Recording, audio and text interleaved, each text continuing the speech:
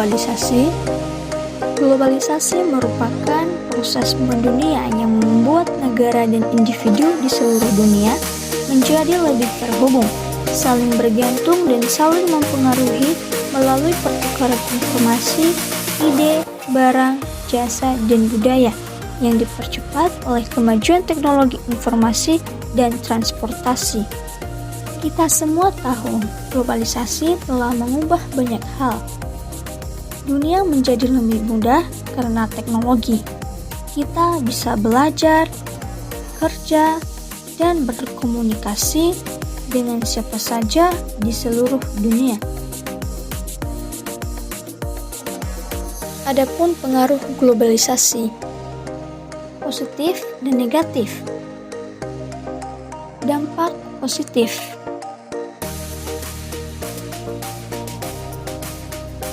Satu, perkembangan ilmu pengetahuan dan teknologi.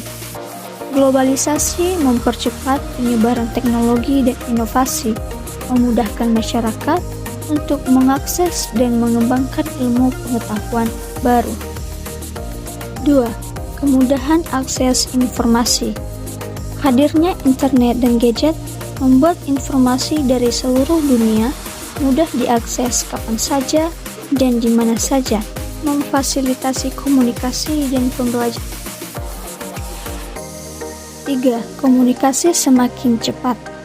Globalisasi telah membuat proses komunikasi menjadi lebih cepat dan mudah, memungkinkan orang untuk tetap terhubung dengan mudah.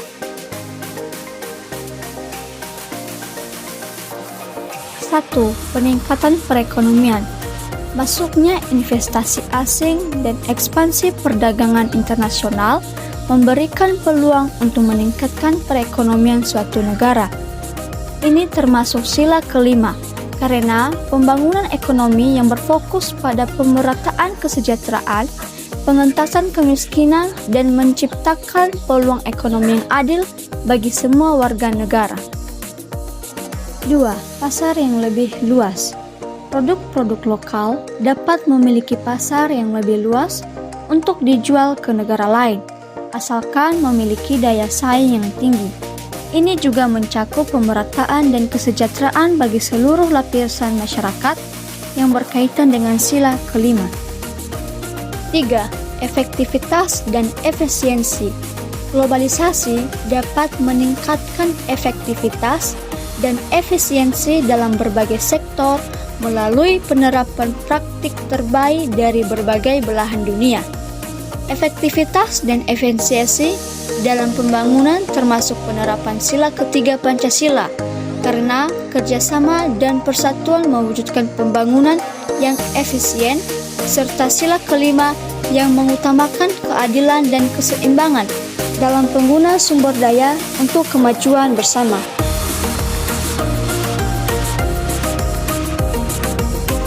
1. Ruang sosial terbuka. Teknologi mempermudah manusia untuk terhubung dengan orang lain di seluruh dunia, memperluas jaringan sosial. Hal ini berkaitan dengan sila ketiga dan sila kelima, karena menekankan pada interaksi sosial yang inklusif dan keharmonisan dalam masyarakat. 2. Pariwisata berkembang. Akses mobilitas yang tinggi akibat globalisasi juga berdampak positif pada sektor pariwisata, baik untuk wisatawan asing maupun domestik. Hal ini berkaitan dengan sila ketiga yang menekankan kebanggaan terhadap destinasi dalam negeri, dan sila kelima melalui pembagian manfaat pariwisata yang adil kepada masyarakat lokal demi kesejahteraan seluruh rakyat.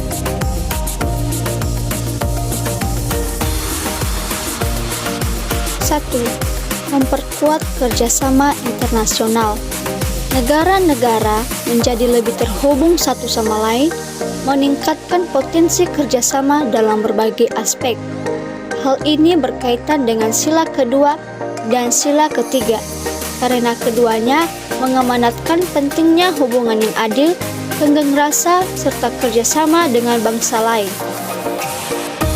Dampak negatif. 1. Individualisme dan konsumerisme.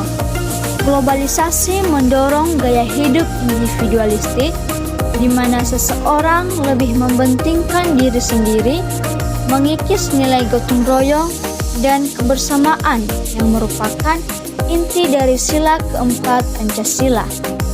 Sifat konsumtif juga meningkat karena kemudahan akses produk asing, mengurangi kecintaan pada produk dalam negeri. 2. Hilangnya identitas budaya lokal.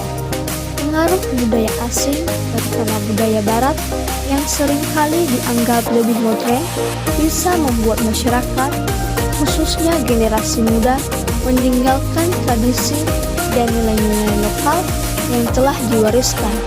Hal ini menyebabkan erosi budaya dan melemahkan identitas bangsa. Hal ini juga bertentangan dengan sila ketiga karena identitas budaya merupakan bagian penting dari kekayaan dan kesatuan bangsa. 3. Melemahnya nasionalisme. Keterbukaan terhadap pengaruh luar menyebabkan masyarakat lebih tertarik pada budaya asing, yang pada akhirnya melemahkan rasa nasionalisme, patriotisme, dan cinta tanah air. Hal ini juga bertentangan langsung dengan sila ketiga. 4. Degradasi moral. Masuknya nilai-nilai yang bertentangan dengan norma Pancasila, seperti gaya hidup bebas, dapat menyebabkan penurunan moral dan perilaku yang kurang sopan pada generasi muda, yang bertentangan dengan nilai-nilai luhur Pancasila, khususnya sila kedua dan sila kelima, karena keduanya mengajarkan untuk menghormati hak asasi manusia dan bersikap adil terhadap sesama. 5. Lunturnya nilai-nilai keimanan dan ketakwaan. Munculnya pandangan keagamaan yang inklusif atau radikal, serta keterpecahan dan konflik antar umat beragama akibat penyebaran paham yang bertentangan dengan semangat toleransi. Hal ini bertentangan dengan sila ke-1.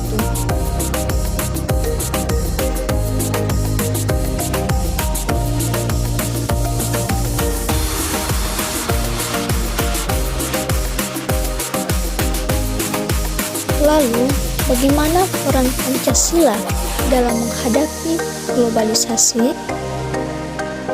Peran Pancasila dalam menghadapi globalisasi. 1. Sebagai filter nilai. Pancasila berfungsi sebagai penyaring nilai, sikap, dan pengetahuan dari luar yang masuk melalui arus globalisasi. 2. Sebagai pedoman dan acuan. Pancasila menjadi landasan moral, etika, dan ideologi yang menjadi pedoman bagi bangsa Indonesia. 3. Sebagai identitas bangsa. Pancasila berfungsi sebagai identitas nasional yang memperkuat persatuan dan kesatuan bangsa di tengah keberagaman. 4. Sebagai fondasi moral dan etika. Pancasila menyediakan kerangka nilai-nilai yang menjadi dasar perilaku masyarakat dalam kehidupan berbangsa dan bernegara.